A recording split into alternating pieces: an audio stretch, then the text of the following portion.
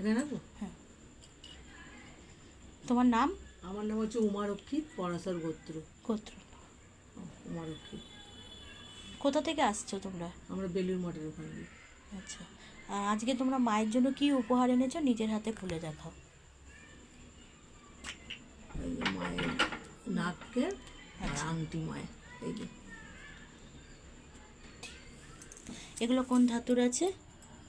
এটা সোনার, আচ্ছা, পুরো সোনার। ঠিক আছে, মা একটু হাতে তোলো তো।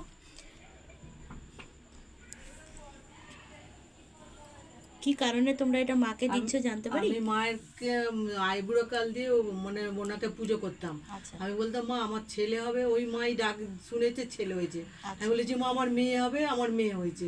তাই আমার মনস্কামনা পূর্ণ করেছে বলে দিয়েছি। আর ঘরে আমার উপর ঘর, তার মধ্যে সোনার টিপ লাগানো। বাহ, খুব ভালো কথা। মা তোমাদের ওপর এইভাবেই কৃপা করুক, দয়া করুক, ভালো থাকো, সুস্থ থাকো।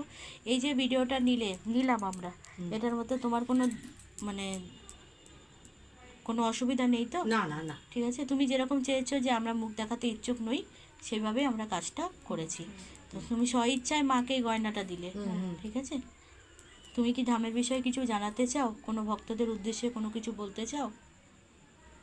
মায়ের এখান থেকে আমরা অনেক কিছু উপকৃত হয়েছি।